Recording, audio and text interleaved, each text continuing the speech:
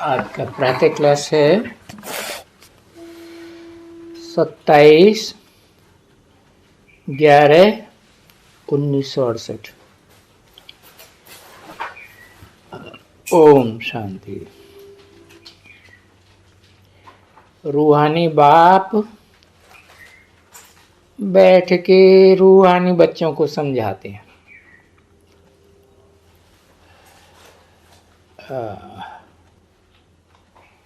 है तो बेहद का बाप, लेकिन रूहानी बाप है, जिस्मानी बेहद का बाप नहीं है। और वो भी जिस्मानी में बैठ करके रूहानी बच्चों को पढ़ा समझाते हैं।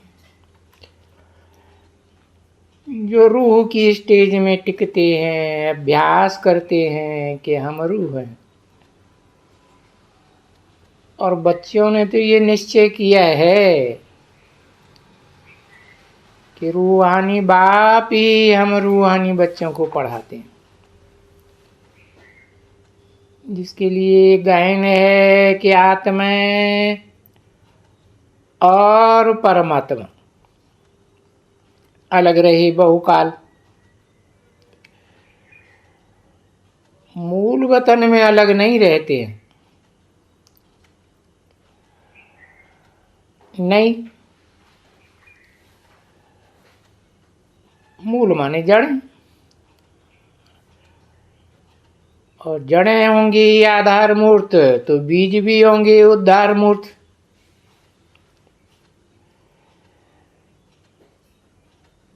तो मूल वतन में अलग नहीं रहते हैं।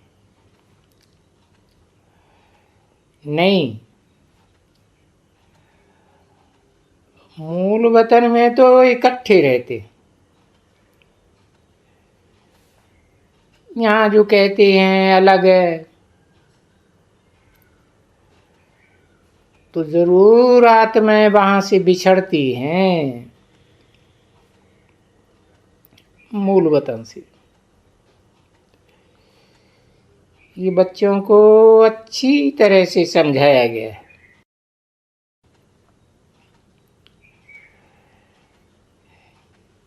कि मूल वतन में ये आत्माएं बीज रूप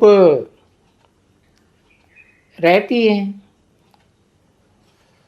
जो आकर के अपना पार्ट बजाते हैं इस सृष्टि रूपी रंगमंच पर। तो ये बात भी बच्चे अभी समझ गए हैं कि सतो प्रधान से हम ठहरते उतरते उतरते आके तमो प्रधान बने हैं। और फिर उनके लिए बुलाते भी हैं, उनके लिए, उसे एक के लिए नहीं। कौन उनके लिए है? दो आत्माएं हुई ना, एक परम पिता एक परमात्मा। उनके लिए बुलाते भी हैं कि पतित पावन। उनमें एक पतित है, एक सदा पावन है।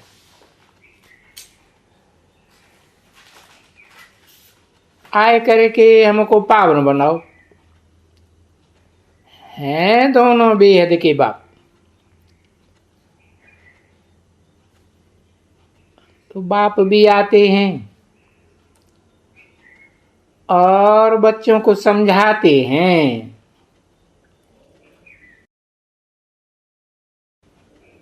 समझाता है नहीं, माना दोनों बाप। समझाने वाली एक आत्मा पहले जरूर होगी, और एक आत्मा बाद में जब संपन्न बनेगी तो समझाएगी या नहीं? समझाती कि हम हर 5000 वर्ष बाद आते हैं।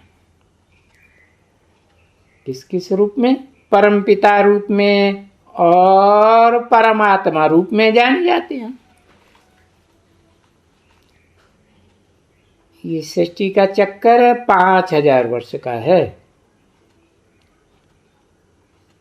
तुम फील करते हो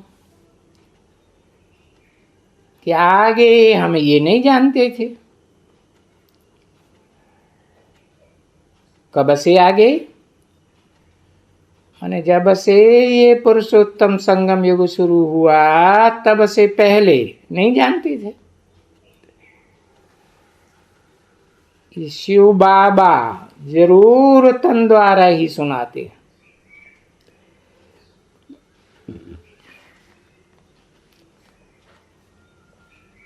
ऐसे नहीं कि सुनाने वाला सिर्फ एक रूहानी बाप शिव बाप है, नहीं। साकार तन में प्रवेश करते हैं तो शिव बाबा कहे जाते हैं। माने साकार निराकार का मेल है जरूर।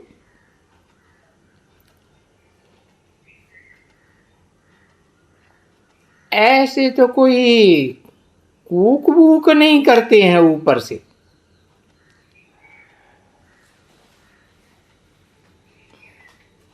कई मनुष्य समझते हैं कि ये प्रेरणा है, ये शक्ति है, फलाना है। अब ऐसी तो कोई बात नहीं है। जैसे तुम आत्मा शरीर धारण कर करके और वातावरण करते हो,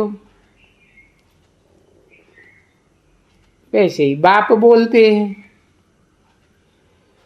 कि मैं भी ऐसे ही हूं। है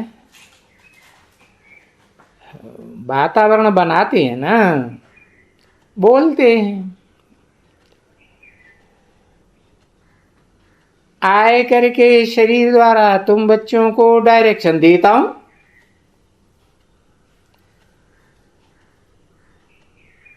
है अभी डायरेक्शन देने वाली एक आत्मा की बात हुई या ज्यादा की? देता हूं माना डायरेक्शन देने वाला, सदा पर्दे के पीछे रहने वाला वो मुख्य डायरेक्टर एक ही है। और उस डायरेक्टर के डायरेक्शंस पर जो चलते हैं और जितना चलते हैं वो अपना ही कल्याण करते हैं। अभी उसे डायरेक्शन कहो, श्रीमत कहो, बात एक ही है। कोई श्रीमत पर चले या ना चले, अब ये चलना ना चलना वो तो अपने लिए ही है। टीचर की कोई सुने कोई न सुने, वो भी तो पढ़ाई अपने लिए है ना। नहीं सुनेगा तो इम्तिहान पास नहीं कर सकेगा, फेल हो जाएगा। तो ऐसे भी ये भी बहुत अच्छी तरह से समझाते रहते हैं। कौन? ये कि यह एक है। हाँ, समझाने वाले तो दो हैं और सुनाने वाला तो शिव बाप भी है, ब्रह्मा बाप भी है।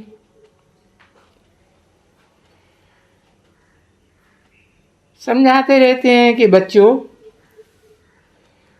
शिव बाबा से सीख औरों को सिखाना है और सिखलाना है। और गाया भी जाता है कि फादर सो सन, अर्थात बाप बच्चों को प्रत्यक्ष करता है। हैं तो नंबरवार बच्चे नंबरवार ही प्रत्यक्ष होंगे और प्रत्यक्षता रूपी जन्म लेंगे तो उसी हिसाब से नंबर में माला में आवेंगे। अभी सिखलाने समझाने वाला कौन सा फादर है? अभी तो नहीं कहेंगे कि जिस्मानी तो बाप की तो बात ही नहीं चलती है। अभी तो यहाँ रूहानी की बात है। अब ये भी बच्चे समझते हैं कि जितना जो श्रीमत पर चलते हैं वो उतना ही अपना वर्षा पाते हैं।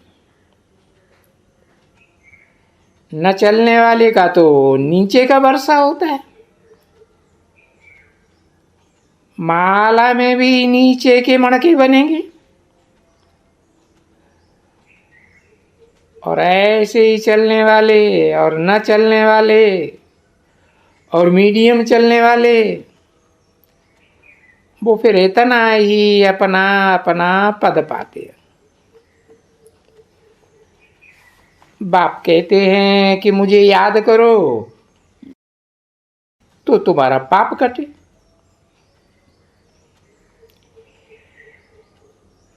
क्योंकि पाप तो चढ़े हैं ना बहुत ही। कैसे चढ़े? क्योंकि 10 धर्मों के 10 शीश वाले रावण राज्य में पाप तो चढ़ते ही है ना।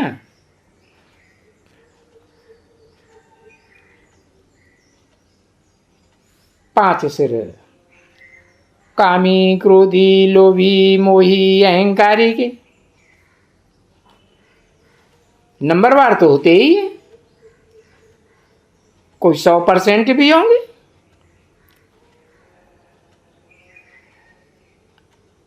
अब पाप चढ़ते हैं रावण राज्य में तो ये है ही बरोबर।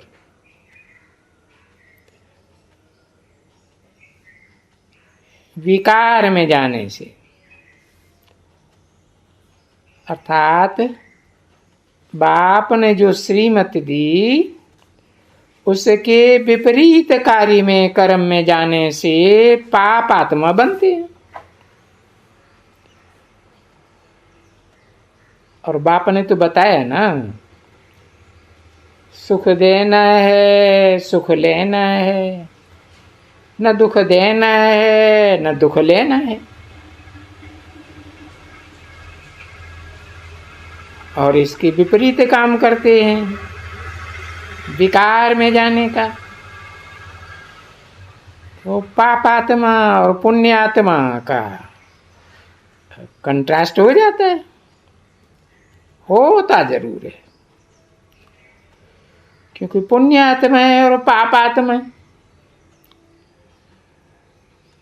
पुण्य आत्माओं को मत्था भी जरूर टेकते हैं तो ये भी सिद्ध होता है। अभी मनुष्यों को ये पता नहीं है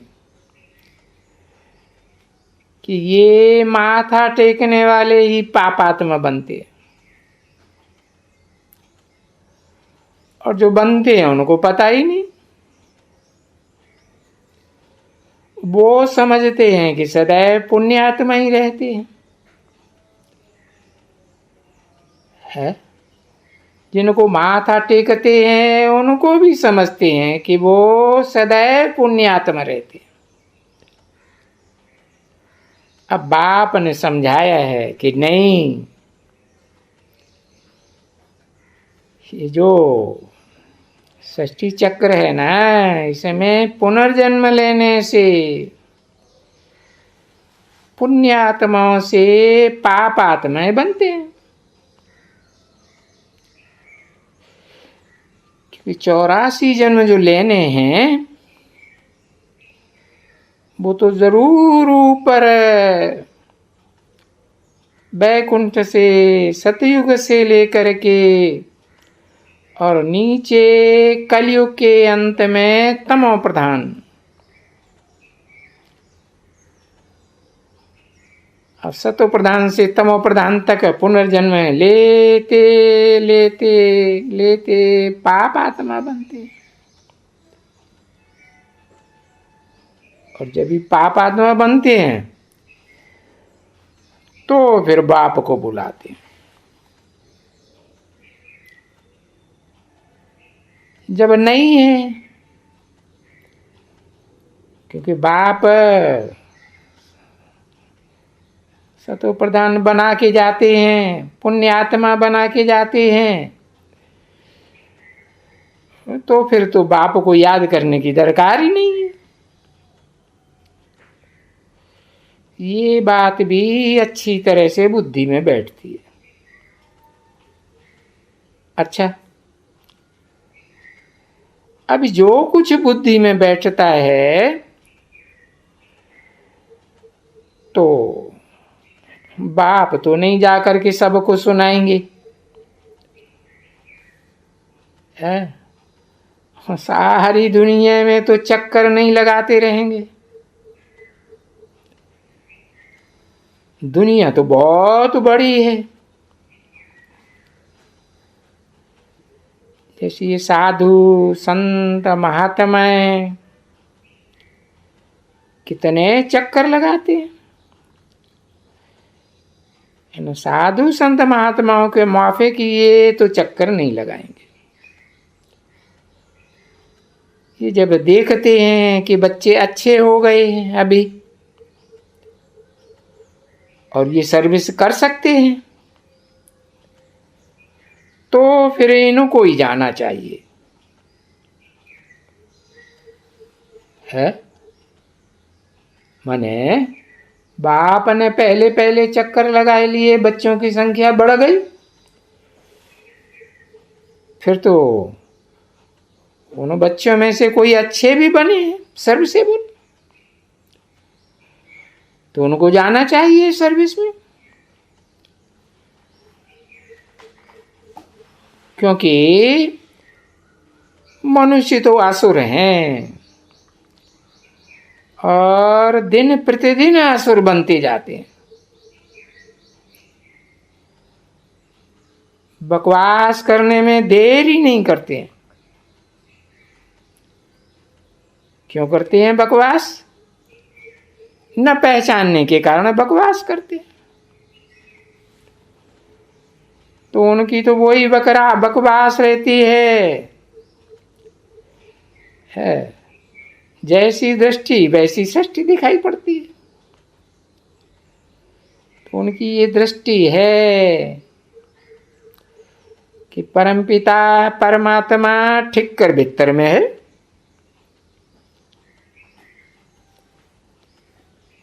सो तो उनकी बुद्धि में बैठता ही नहीं है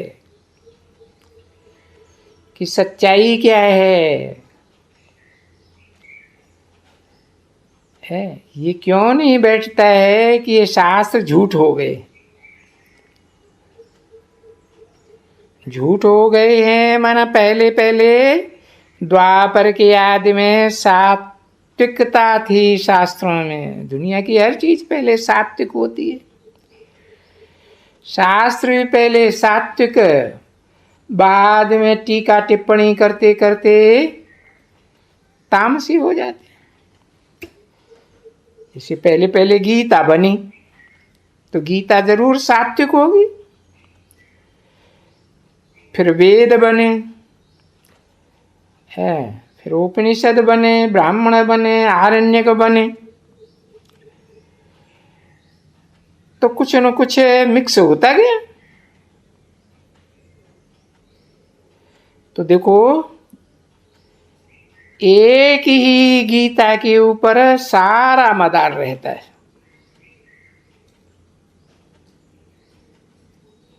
क्योंकि गीता ही शास्त्रों में है सबसे पहले पहले। तो एक ही नाम के ऊपर सारा मदार है। देखो, मनुष्य कहते हैं कि श्री कृष्ण मनुष्य है, क्योंकि वो भी तो मनुष्य है ना, दैवी गुण वाला है। क्योंकि शरीर तो उनको भी है, और उनको कहा भी जाता है देवता। उनको बाप तो नहीं कहा जाता है। कृष्ण को कहते हैं 16 कला संपूर्ण, और बाप तो कलातीत। बाप तो ज्ञान सूर्य है ना, सूर्य की कलाएं होती हैं क्या, कलाओं में बंधा हुआ होता है। अब ये तो बाप को याद करते हैं, फादर को याद करते हैं, सिवाय इनकॉर्पोरियल फादर, आत्माओं का फादर हो तो कोई दूसरा फादर तो होता ही नहीं। इसलिए इसको भले प्रजापिता कहते हैं, फादर, क्योंकि प्रजा तो 500 करोड़ है। अब 500 करोड़ इनकॉर्पोरियल स्टेज में तो नहीं टिकते हैं, वो तो कॉर्पोरियल है। तो भले इस एक को प्रजापिता फादर कहते हैं, तो भी बाप कहते हैं कि नहीं, इनकॉर्पोरियल फादर को आत्माओं को याद करना है।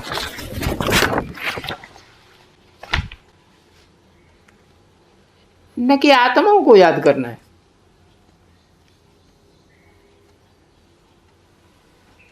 27/11/1968 की प्रातः क्लास का दूसरा पेज। ये भी फिर कॉर्पोरियल फादर हो जाते हैं। ब्रह्मा कहो या प्रजापिता ब्रह्मा की बात करो, दोनों ही कॉर्पोरियल, क्योंकि इनको शरीर है, शरीर की याद भी आती है बीच बीच, तो कॉर्पोरियल कहा जाता है, क्योंकि शरीर है, बुद्धि में शरीर रहता है। तो देखो, समझाया तो बहुत अच्छी तरह से है बच्चों को,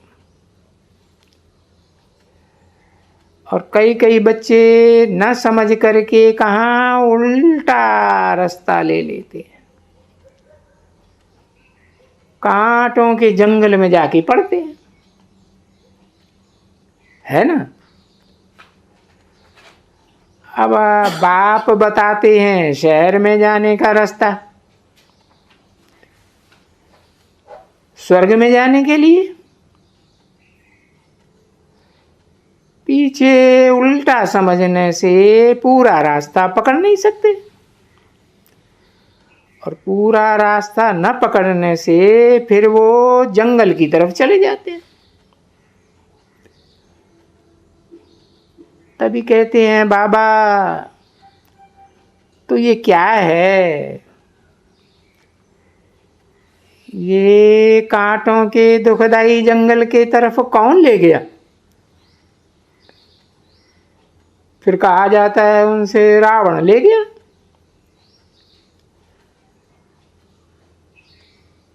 अनेक मतों वाला, अनेक सिरों वाला रावण है ना, तो वो अपनी तरफ में घसीट के ले गया। तो तुम एक की बात क्यों नहीं सुनते हो, अनेकों की बात क्यों सुनते हो, और अनेकों से ज्ञान सुना तो व्यभिचारी ज्ञान हुआ, ये हार खाई। तो हार कोई कम नहीं खाते बच्चे, नहीं, जाते जाते रास्ता भूल जाते हैं, और भूल जाते हैं तो फिर उसी कांटों के जंगल में चले जाते हैं, फिर भी वही कांटे बन जाते हैं, या वो हिंसक जानवर बन जाते हैं।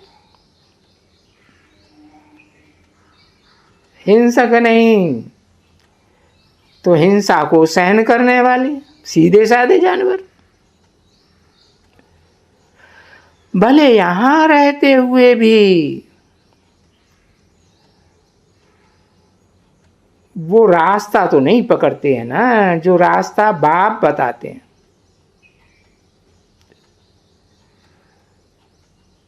तो कहा जाएगा कि भाई जाता नहीं है, ठीक एकदम नहीं जाता है।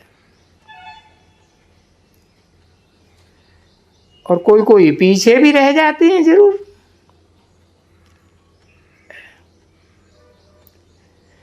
ऊपर में देरी से जाते हैं। तुम तो यहां पुरुषार्थ करने आए हो कि हम स्वर्ग में जावें,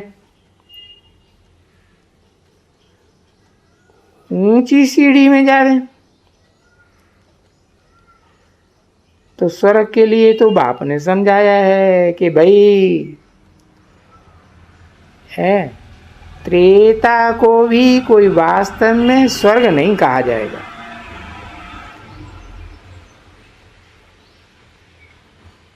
वो भी 25% कम हो गया।